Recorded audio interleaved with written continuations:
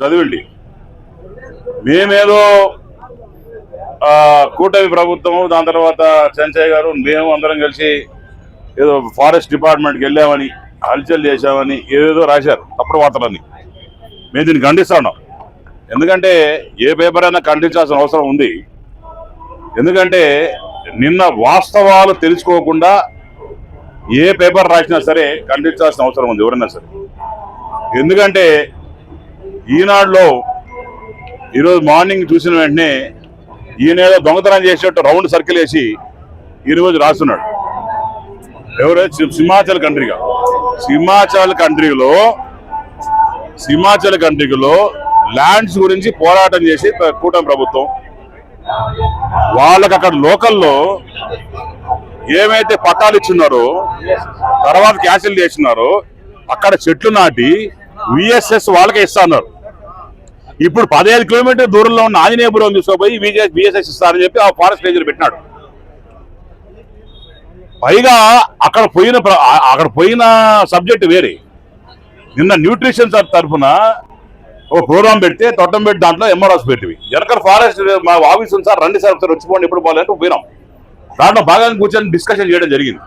అక్కడ జనాలు కూడా అందరూ ఉన్నారు. అక్కడ ఏదో ల్యాండ్ ఈయన ఏదో కబ్జా చేస్తున్నట్టు, లేకుండా నేనేదో కబ్జా చేస్తున్నట్టు. మళ్ళీ లాస్ట్లో చదివితే పట్టాలు కూడా ఇచ్చినట్టు రాశాడు మహానుభావుడు. అసలు నాకు అర్థం కాదంటే సబ్జెక్ట్ లేకుండా ఎందుకు రాస్తారు మీరు? ఎమ్మెల్యే బతికే ఉన్నాడు కదా, ఫోన్ చేసి ఏం జరిగింది, అక్కడ ఏ ఇబ్బంది జరిగింది అని ఏ పేపర్ అని అడగచ్చు కదా ఫోన్ చేసి. మేము ఫోన్లు ఎత్తాం కదా. పోనీ మీ సోర్సెస్ ఎవరైనా చెప్పారో అది కరెక్టా కాదని అనుకోవచ్చు కదా. ఆ ల్యాండ్స్ అన్ని ఏదో మేము కబ్జా చేస్తున్నట్టు. అయ్యా మహానుభావ ఎవరు రాసిన పేరు అది? ఈనాడులో ఎవరు రాశారు అది? అతని పేరు ఏదో మాకు తెలియదు. నేను అతనికి రిక్వెస్ట్ చేసుకుంటున్నా, అయ్యా నువ్వు రాసేటప్పుడు కరెక్ట్ ఏదో రాంగ్ ఏదో రాయండి. మన పేపర్ అది, మన సొంత పేపరు, మనకు కావాల్సిన పేపరు. ఇక మనం కూడా నిధి కరెక్ట్ నిర్ధారించుకోకుండా రాసేట నేను చాలా బాధపడుతున్న విషయం మీద. ఎందుకంటే నేను కూడా ఓపెన్గా ప్రెస్ మీట్ ఇచ్చేటువంటి కాదు. వాస్తవాలు ఏమున్నా తెలుసుకొని రాయాలి. ఏ పేపర్ అయినా సరే నువ్వు రాయి. పోని ఆ గ్రామానికి పో. నువ్వు తిరుపతిలో కూర్చొని రాసేట, నువ్వు గ్రామానికి పో, ఏం జరిగింది కనుక్కో, వాళ్ళ కోసం కొట్టాడో లేదు కనుక్కో, ఆ రోజు కలెక్టర్ గారు వచ్చి ఏమేమి మినిట్స్ ఇచ్చారు కనుక్కో, ఆ మినిట్స్ కూడా ఎవరన్నా పంపిస్తారు. ఇదే చెంచయ్య, ఇదే నేను, ఇదే గ్రామస్తులు 150 మంది కూర్చొని మాట్లాడుకొని గంట సేపు చర్చ చేసి 50 ఏళ్ళ సమస్య ఇదే ఇది. 50 ఏళ్ళ సమస్య, 50 ఏళ్ళ సమస్య గంటలో కూర్చొని రిజాల్వ్ చేసిన గర్వంగా ఫీల్ అయ్యింది. అందరితో మాడిన తర్వాత మినిట్స్ కూడా ఉన్నాయి. వాళ్ళకి ల్యాండ్ టు ల్యాండ్ ఇస్తున్నారు. 1:2 రేషియో, 1:2.5 రేషియో కింద, అంటే ఎకరాకి 2 ఎకరాలు ల్యాండ్ ఇస్తున్నారు. తర్వాత అక్కడ చెట్లు నడిస్తున్నారు. చెట్లను వచ్చే రాబడి మొత్తం వాళ్ళకే ఇస్తున్నారు. ఇప్పుడు ఆ రేంజర్ ఎవరైతే ఉన్నారో అక్కడ ఇది తీసుకుపోయి ఆంజనేయపురంకి ఇస్తా అంటాడు. అసలు సబ్జెక్టు మీకు తెలియదు, ఏం జరిగిందో తెలియదు. ఒక ఫోటో తీసుకోవడం, రెడ్ సర్కిల్ వేయడం, మాట రాయడం, ఇదో ఫ్యాషన్ అయిపోయిందా? ఏందా మీరు తీసే జర్నలిజం? మేము ఖండిస్తున్నాం, ఈ విషయం మీద బాధపడుతున్నాం. ఇంకో పేపర్ అంటే బూతులు మాడేటోళ్ళం, కానీ మన పేపర్ కాబట్టి గమ్మునున్న పరిస్థితి.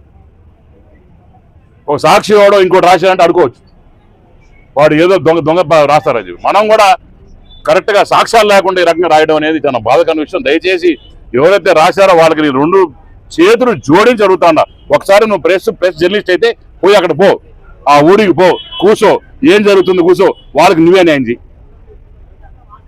ఆ భూమి ఎవరు ఎత్తుకుపోయే పరిస్థితి లేదు. అది ఒకప్పుడు పట్టాలు ఇచ్చినారు, మళ్ళీ క్యాన్సిల్ చేసినారు.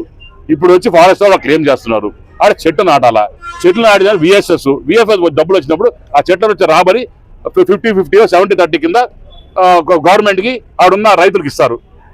ఇవన్నీ డీటెయిల్స్ తెలుసుకోవాలి రాసేవాళ్ళు. దయచేసి మళ్ళా కూడా ఎవరైతే రాశారో, నేను ఒక పత్రికకు సంబంధించి మాట్లాడలేదు, ఎవరైతే రాశారో జర్నలిస్ట్ గురించి మాట్లాడలేదు.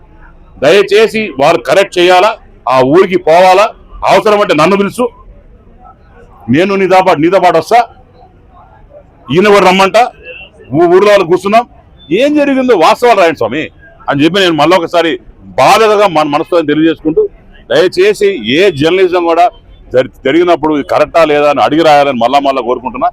ఇది కూడా ఒక కాంట్రవర్సీ అవుతుంది అది తెలుసు, కానీ దేశం అంతా తెలిసేటట్టు రాసేసి అయ్యో సారీ అంటే కాదు, మేము కూడా చెప్పుకోవాలి మా బాధ.